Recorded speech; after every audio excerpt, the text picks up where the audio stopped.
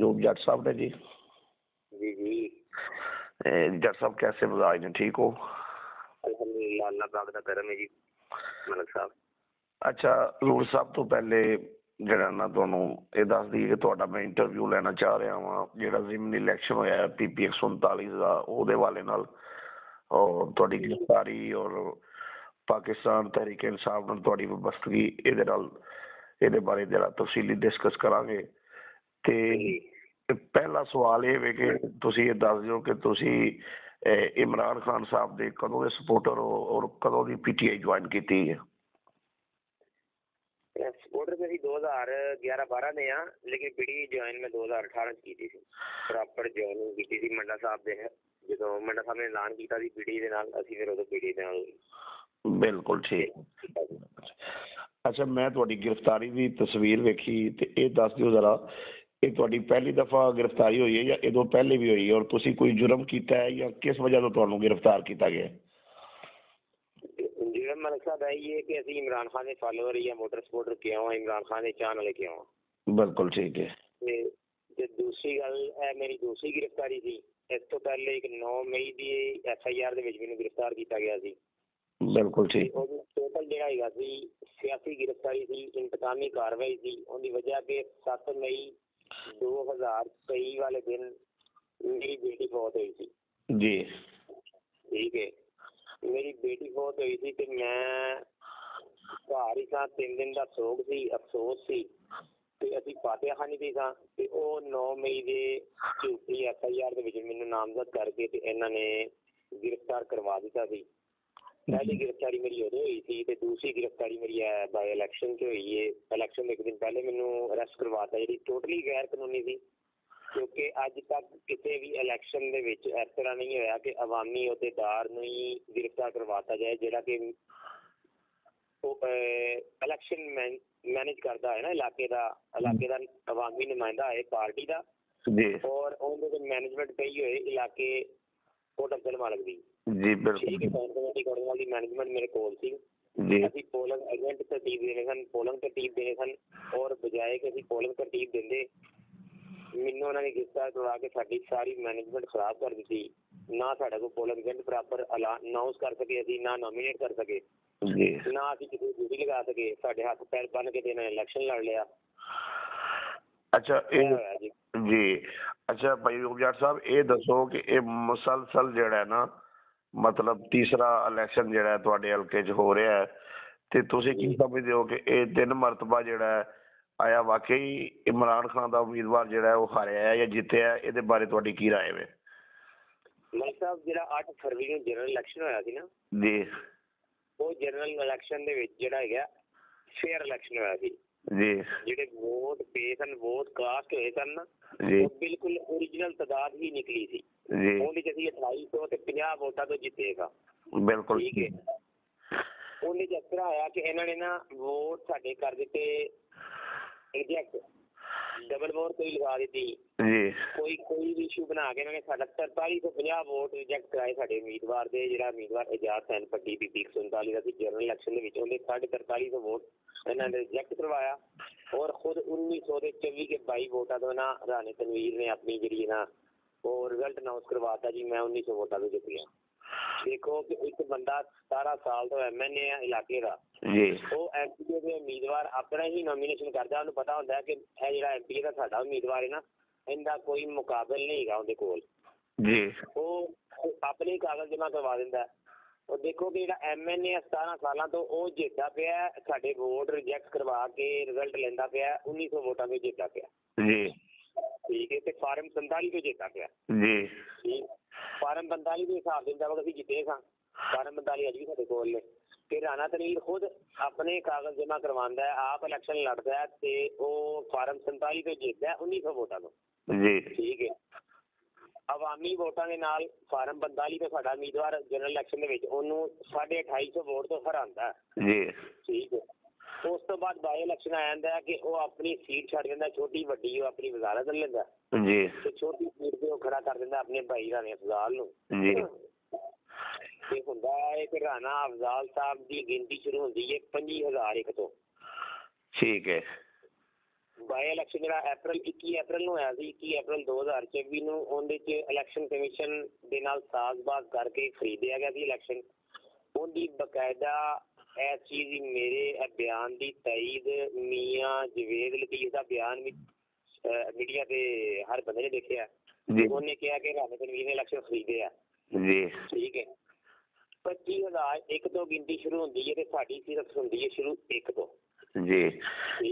ਯਾਨੀ ਤੁਹਾਡੇ ਕੋਲ ਟੋਟਲ ਇਲੈਕਸ਼ਨ ਜਿਹੜਾ ਉਹ ਦਾਖਲੀ ਜ਼ਦਾ ਜੀ, ਮੁਕੰਮਲ ਧਾਂਦਲੀ ਜ਼ਦਾ ਜੀ। ਇਲੈਕਸ਼ਨ ਕਮਿਸ਼ਨ ਪ੍ਰੈਜ਼ਾਈਡਿੰਗ ਅਮਲਾ ਸਾਰਾ ਇਹਦੇ ਨਾਲ ਮਿਲਦਾ ਜੁਲਦਾ ਹੀ ਆਯੂਬ ਜੱਟ ਸਾਹਿਬ ਇਹ ਸਵਾਲ ਹੈ ਕਿ ਇਹ ਜਿਹੜਾ ਹੁਣ ਹਾਲੀਆ ਇਲੈਕਸ਼ਨ ਹੈ ਤੁਹਾਡੇ ਹੀ ਟਾਮਕੇ ਤੋਂ ਪਾਕਿਸਤਾਨ ਤਰੀਕੇ ਇਨਸਾਫ ਦੇ ਕਾਰਕੁਨਨ ਵੀ ਰਹਿਨੁਮਾ ਵੀ ਵਿਕਾਸ ਮੰਜ ਸਾਹਿਬ ਉਹਨਾਂ ਨੇ ਇੱਕ ਟੀਮ ਫੜ ਲਈ ਕਿ ਜਿਹੜੇ ਜਾਲੀ ਵੋਟ ਪਾ ਰਹੇ ਸਨ ਸੁਬਾ ਹੀ, ਠੀਕ ਹੈ ਜੀ।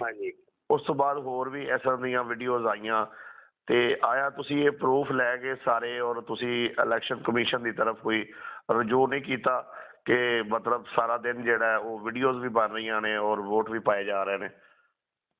ਨਹੀਂ ਜੀ ਨਹੀਂ, ਅਸੀਂ ਤੇ ਰਿਵਿਊ ਕਰਨ ਵਾਸਤੇ ਤਿਆਰ ਹਾਂ ਜੀ। ਸਾਡੀ ਜਿਹੜੀ ਹੈਗੀ ਨਾ ਮਰਕਜ਼ੀ ਕਿਆਦਤ ਸ਼ੇਖਪੁਰੇ ਦੀ, ਜ਼ਿਲ੍ਹੇ ਸ਼ੇਖਪੁਰੇ ਦੀ ਸਾਡੀ ਮਰਕਜ਼ੀ ਕਿਆਦਤ ਹੈ ਜੀ, ਉਹ ਥੋੜੀ ਜੀ ਨਾ ਇਸ ਗੱਲ ਤੋਂ ਜ਼ਰਾ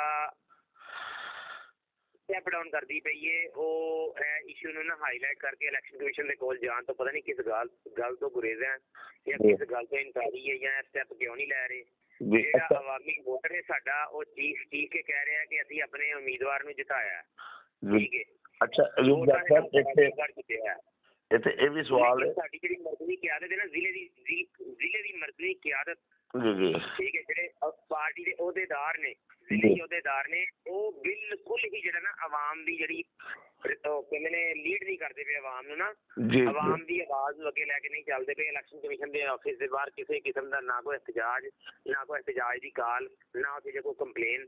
ਵੱਲਾ ਆਲਮ ਇਲੈਕਸ਼ਨ ਖਤਮ ਹੋਇਆ ਤੇ ਆ ਸਮਝ ਲਓ ਕਿ ਸਾਡੇ ਜਿਹੜੇ ਸਦੂਰ ਜਿਹੜੇ ਹੈਗੇ ਨੇ ਆਵਾਮ ਕਿਆਦਤ ਜਿਹੜੀ ਹੈਗੀ ਗਾਇਬ ਹੈ।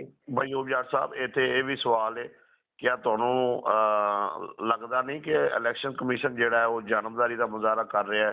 ਤੁਹਾਡੀਆਂ ਮਖਸੂਸ ਸੀਟਾਂ ਪਾਕਿਸਤਾਨ ਤਰੀਕੇ ਇਨਸਾਫ ਦੀਆਂ ਤੁਹਾਨੂੰ ਨਹੀਂ ਮਿਲੀਆਂ ਹੈ ਔਰ ਇਸ ਤੋਂ ਇਲਾਵਾ ਵੀ ਤੁਹਾਡੇ ਨਾਲ ਜਿਹੜਾ ਉਹ ਜ਼ਿਆਦਤੀ ਕੀਤੀ ਜਾ ਰਹੀ ਹੈ ਇਲੈਕਸ਼ਨ ਕਮਿਸ਼ਨ ਦੀ ਤਰਫੋਂ? ਇਲੈਕਸ਼ਨ ਕਮਿਸ਼ਨ ਦਾ ਜਿਹੜਾ ਇਲੈਕਸ਼ਨ ਕਮਿਸ਼ਨਰ ਹੈਗਾ ਰਾਜਾ ਸਿਕੰਦਰ ਸੁਲਤਾਨ ਹੈ ਸ਼ਾਇਦ ਜੀ, ਅਗਰ ਮੈਂ ਕੋਈ ਗਲਤ ਨਹੀਂ ਕਹਿ ਰਿਹਾ ਤੇ ਉਹਦੇ ਜਦੋਂ ਦੇ ਜਨਾਬ ਸਿਲੈਕਟ ਹੋਏ ਨੇ ਉਦੋਂ ਦੇ ਹੀ ਉਹ ਜਿਹੜਾ ਮੁਕੰਮਲ ਜਾਨਿਬਦਾਰ ਨੇ, ਮੁਕੰਮਲ ਉਹ ਸਮਝ ਲਓ ਕਿ ਇਸ ਟਾਈਮ ਚੀਫ ਜਸਟਿਸ ਵੀ ਹੋਈ ਨੇ ਤੇ ਚੀਫ ਆਫ ਪਾਕਿਸਤਾਨ ਵੀ ਹੋਈ ਨੇ, ਸਦਰ ਵੀ ਹੋਈ ਨੇ, ਵਜ਼ੀਰ ਆਜ਼ਮ ਵੀ ਹੋਈ ਨੇ। ਜੋ ਇਲੈਕਸ਼ਨ ਕਮਿਸ਼ਨਰ ਕਰਦਾ ਹੈ ਨਾ ਉਹ ਅੱਜ ਤੱਕ ਪਾਕਿਸਤਾਨ ਦੀ ਦੇਸ਼ ਚ ਕਿਸੇ ਨੇ ਨਹੀਂ ਕੀਤਾ। ਉਹ ਜਾਨੇਦਾਰ ਹੋ ਕੇ ਮੁਕੰਮਲ PTM ਦਾ ਸਾਥ ਦਿੱਤਾ ਜੀ ਉਹਨੇ, ਖਾਸ ਕਰਕੇ ਨੂਨ ਲੀਗ ਦਾ ਸਾਥ ਦਿੱਤਾ। ਨੂਨ ਲੀਗ ਦਾ ਉਹਨਾਂ ਨੇ ਨਾ ਅਹੁਦੇਦਾਰ ਹੋਣ ਦਾ ਪੂਰਾ ਹੱਕ ਅਦਾ ਕੀਤਾ ਜੀ। ਉਹ ਬਿਲਕੁਲ ਗੈਰ ਜਾਨਬਦਾਰ ਨਹੀਂ ਕਿ ਉਹ ਮੁਕੰਮਲ ਜਾਨਬਦਾਰ ਨੇ। ਅੱਛਾ ਇਹ ਭਾਈ ਮੁਕੰਮਲ ਪਾਰਟੀ ਬਣ ਕੇ ਇਲੈਕਸ਼ਨ ਨੂੰ ਕਰਵਾਉਣ ਦੇ ਨੇ ਕਿ ਉਹ ਸਮਝ ਲਓ ਨੂਨ ਲੀਗ ਦਾ ਹੀ ਨਾ ਕੋਈ ਮਰਕਜ਼ੀ ਅਹੁਦੇਦਾਰ ਨੇ ਤੇ ਗਲਤੀ ਦੇ ਨਾਲ ਬੈਠ ਗਏ ਨੇ ਇਲੈਕਸ਼ਨ ਕਮਿਸ਼ਨ ਦੇ ਵਿੱਚ। ਬਿਲਕੁਲ ਠੀਕ ਹੈ। ਅੱਛਾ ਭਾਈ ਆਯੂਬ ਜੱਟ ਸਾਹਿਬ ਇਹ ਦੱਸੋ ਕਿ ਕੀ ਵਜ੍ਹਾ ਹੈ ਜਿਹੜੀਆਂ ਮੇਰੇ ਕੋਲ ਮਾਲੂਮਾਤ ਨੇ ਕਿ ਹੁਣ ਤੱਕ ਜਿਹੜੀ ਪਾਕਿਸਤਾਨ ਤਰੀਕੇ ਇਨਸਾਫ ਦੀ ਮਕਬੂਲੀਅਤ ਹੈ ਉਹ ਤੁਹਾਡੇ ਹਲਕੇ 'ਚ ਘੱਟ ਨਹੀਂ ਹੋਈ ਔਰ 3 ਦਫਾ ਉਹਨਾਂ ਨੇ ਵੋਟ ਦਿੱਤਾ ਇਮਰਾਨ ਖਾਨ ਦੇ ਨਾਂ ਤੇ, ਤੁਹਾਨੂੰ ਚੌਧਰੀ ਜਾਦ ਹੁਸੈਨ ਭੱਟੀ ਸਾਹਿਬ ਨੂੰ, PTI ਨੂੰ ਵੋਟ ਦਿੱਤਾ। ਤੇ ਕਿ ਆਵਾਮ ਦੇ ਅੰਦਰ ਇੰਨਾ ਸ਼ਊਰ ਤੁਹਾਡੇ ਹਲਕੇ 'ਚ ਆ ਚੁੱਕਿਆ ਕਿ ਬਾਰ-ਬਾਰ ਹੀ PTI ਨੂੰ ਵੋਟ ਦੇ ਰਹੇ ਨੇ ਔਰ ਬਾਰ-ਬਾਰ ਆਪਣੇ ਉਮੀਦਵਾਰ ਨੂੰ ਜਿਤਵਾ ਰਹੇ ਨੇ? ਮਲਕ ਸਾਹਿਬ ਇਸ ਆਵਾਮ ਦੇ ਸਾਹਮਣੇ ਨਾ ਜਿਹੜੀ ਆਵਾਮ ਹੈ ਪਾਕਿਸਤਾਨ ਦੀ, ਇਹਦੇ ਸਾਹਮਣੇ ਨਾ ਸਿਸਟਮ ਸਾਰਾ ਨੰਗਾ ਹੋ ਚੁੱਕਿਆ ਜੀ। ਹਰ ਇਦਾਰਾ ਜਿਹੜਾ ਕਿ ਮੁਕੰਮਲ ਇਸ ਟਾਈਮ ਜਿਹੜਾ ਨਾ ਮਤਹਿਦ ਹੁਕਮਰਾਨਾਂ ਦੇ ਜਿਹੜੇ ਜਾਲੀ ਹੁਕਮਰਾਨ ਨੇ ਨਾ ਫਾਰਮ 47 ਦੇ ਜੀ, ਇਹਨਾਂ ਦੇ ਮਤਹਿਦ ਹੋਇਆ ਸਾਰਾ ਮੁਕੰਮਲ ਬਿਊਰੋਕ੍ਰੇਸੀ ਜਿਹੜੀ ਹੈ ਉਹਨਾਂ ਦੇ ਮਤਹਿਦ ਸਰਕਾਰੀ ਮਸ਼ੀਨਰੀ ਇਸਤੇਮਾਲ ਕਰਦੇ ਨੇ। ਆਵਾਮ ਨੂੰ ਪਤਾ ਚੱਲ ਚੁੱਕਿਆ ਕਿ ਅੱਜ ਤੱਕ ਜਿਹੜੇ ਨਾ ਅਸੀਂ ਗਲਤ ਫਹਿਮੀ ਸਾਂ ਇਹ ਤੇ ਚੋਰ ਨੇ, ਇਹਨਾਂ ਨੇ ਹਮੇਸ਼ਾ ਹੀ ਇਲੈਕਸ਼ਨ ਦੇ ਡਾਕਾ ਮਾਰਿਆ। ਆਵਾਮੀ ਵੋਟਾਂ ਦੇ ਨਾਲ ਬਿਲਕੁਲ ਨਹੀਂ ਆਉਂਦੇ। ਆਵਾਮ ਜਾਣ ਚੁੱਕੀ ਹੈ ਇਹ ਮੁਸਲਸਲ 1 ਸਾਲ 10 ਮਹੀਨੇ 'ਚ ਅਸੀਂ 3 ਦਫਾ ਕੰਪੇਨ ਦੇ ਨਿਕਲੀਆਂ 3 ਇਲੈਕਸ਼ਨਾਂ ਦੇ ਵਿੱਚ ਔਰ ਆਵਾਮ ਕਹਿੰਦੀ ਹੈ ਇਸ ਹੱਦ ਤੱਕ ਇਹਨਾਂ ਤੋਂ ਨਫ਼ਰਤ ਕਰਨ ਲੱਗ ਪਈ ਹੈ ਇਸ ਮਾਫੀਆ ਕੋਲੋਂ, ਅਸ਼ਰਾਫੀਆ ਕੋਲੋਂ ਕਿ ਅਗਲੇ ਕਹਿੰਦੇ ਨੇ ਕਿ ਸਰ ਜੀ ਸਾਡੀ ਤੇ ਜਾਨ ਵੀ ਹਾਜ਼ਰ ਇਮਰਾਨ ਖਾਨ ਵਾਸਤੇ।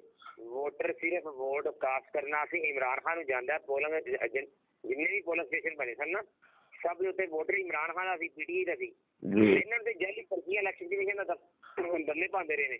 ਬਿਲਕੁਲ ਜਿਹੜੀ ਇਹਨਾਂ ਦੇ ਫੀਲਡਿੰਗ ਸੈੱਟ ਕੀਤੀ ਜਾਂਦੀ ਹੈ ਨਾ। ਅੱਛਾ, ਇਹ ਆਖਰੀ ਸਵਾਲ ਜੀ, ਇਸ ਹਵਾਲੇ ਨਾਲ ਤੁਹਾਡੀ ਗ੍ਰਿਫਤਾਰੀ ਹੋਈ ਤੇ ਕਿਆ ਹੁਣ ਤੁਸੀਂ ਗ੍ਰਿਫਤਾਰੀ ਤੋਂ ਬਾਅਦ ਤੁਹਾਡਾ ਕੀ ਇਰਾਦਾ ਹੈ? ਤੁਸੀਂ PTI ਛੱਡ ਰਹੇ ਹੋ, PTI ਦੇ ਅੰਦਰ ਹੋ ਜਾਂ ਕੀ ਤੁਹਾਡਾ ਮੁਸਤਕਬਲ ਇਰਾਦਾ ਹੈ? ਇਹਦੀ ਥੋੜੀ ਜਿਹੀ ਵਜ਼ਾਹਤ ਕਰ ਦਿਓ ਕਿ ਆਪਣੀ ਖੌਫਜ਼ਦਾ ਹੋ ਗਿਆ ਉਹ ਗ੍ਰਿਫਤਾਰੀ ਤੋਂ ਬਾਅਦ।